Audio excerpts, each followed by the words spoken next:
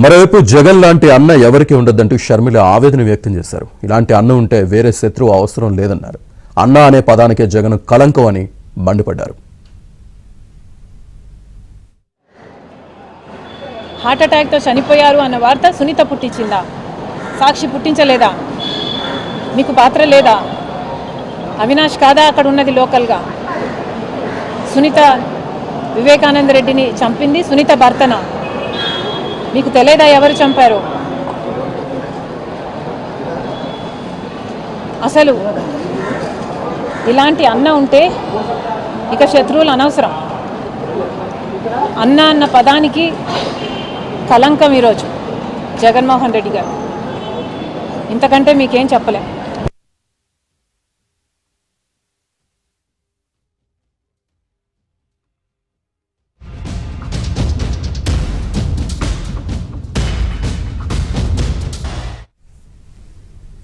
ఓవరాల్గా దివంగత ముఖ్యమంత్రి వైఎస్ రాజశేఖర రెడ్డి సతీమణి విజయలక్ష్మి అయితే కీలక వ్యాఖ్యలు చేసిన పరిస్థితి కనిపిస్తోంది. ఆస్తుల విషయంలో చెల్లెలు ఆమె పిల్లలకు జగన్ అన్యాయం చేశారని అన్నారు. అలాగే ఆస్తుల పంపకాలపై వైసీపీ నేతలు ప్రకటన చేస్తున్న నేపథ్యంలో అఫిడవిట్ ద్వారా ఆమె మీడియాకు వివరణ ఇచ్చారు. దీనికి సంబంధించి పూర్తి డీటెయిల్స్ మా ఏపీ బ్యూరో చీఫ్ రామారావు అందిస్తారు. రామారావు.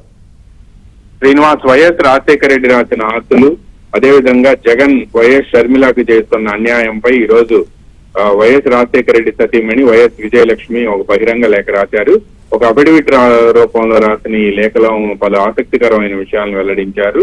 2009లో వైఎస్ రాజశేఖర రెడ్డి మరణం వరకు ఉన్న ఆస్తులన్నీ కుటుంబ ఆస్తులేను అని కూడా ఆమె స్పష్టం చేశారు.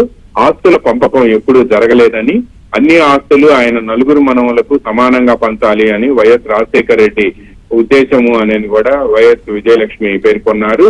ఇది ఆయన ఆదేశం కూడా, దగ్గర వాళ్ళందరికీ కూడా తెలిసిన వాస్తవం ఇది అని కూడా ఆమె స్పష్టం చేశారు. మెమరాండమ్ ఆఫ్ అండర్స్టాండింగ్ లో షర్మిలకు రాసిన ప్రతి ఆస్తి న్యాయంగా ఆమెకి చెందాల్సిందేనని, అందుకే జగన్ ఎంఓయూ రాశాడు అని కూడా ఈ సందర్భంగా ఆమె గుర్తు చేశారు. నిజానికి తనకి తక్కువే రాశాడు. సరస్వతి సిమెంట్ తో సహా ఎంఓయూలో లేని యలహంక ల్యాండ్ కూడా షర్మిలదేను అని కూడా వైఎస్ విజయలక్ష్మి స్పష్టం చేశారు. ఇచ్చాను అని చెబుతున్న డబ్బు షర్మిల వాటాకి ఇచ్చిన డివిడెండ్ మాత్రమేనని కూడా మరో సంచలన విషయాన్ని వైఎస్ విజయలక్ష్మి బయటపెట్టారు.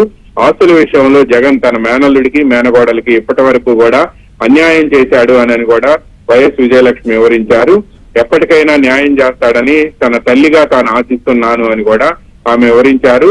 ఆస్తుల పంపకం జరగలేదు. ఇప్పుడు చదువుతున్న షర్మిల ఆస్తుల లాంటివి వైఎస్ఆర్ జగన్ కు కూడా ఇచ్చారు అని కూడా వివరించారు. ఇది ఆస్తి పంపకం కాదు, నిజమేమిటో నా దేవుడికి నా కొడుక్కి బాగా తెలుసు అని కూడా ఆమె వివరించారు. గోబెల్స్ ప్రచారం చేస్తున్న వాళ్ళు మీకేం హక్కు ఉంది అని కూడా ఆమె ప్రశ్నించడమే కాకుండా, మీరు ఎంత కాదన్నా దేవుడి న్యాయమే న్యాయం అవుతుంది అని కూడా వైఎస్ విజయలక్ష్మి ధీమా వ్యక్తం చేశారు.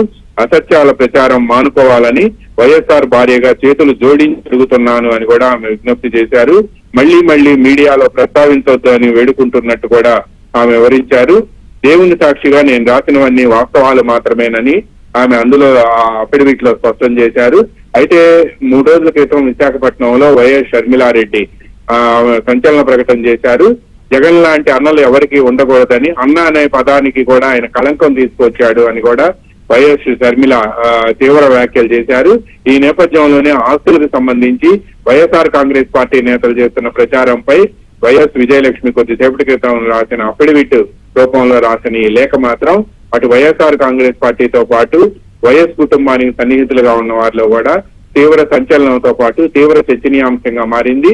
సాక్షాత్తు వైఎస్ విజయలక్ష్మి అఫిడవిట్ రూపంలో ఈ లేఖ రాయటంతో ఇప్పుడు ఈ వ్యవహారం అంతా కూడా హాట్ టాపిక్ గా మారింది. Srinivas. Thank you very much Ramarao.